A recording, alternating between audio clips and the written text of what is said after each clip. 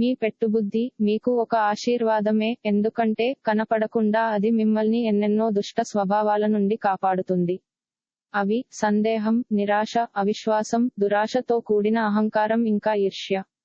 ఈ రోజు మీ తోబుట్టువులు మిమ్ములను ఆర్థిక సహాయము అడుగుతారు, మీరు వారికి సహాయము చేస్తే ఇది మీకు మరింత ఆర్థిక సమస్యలకు కారణము అవుతుంది, అయినప్పటికీ తొందరగా మీరు బయటపడతారు.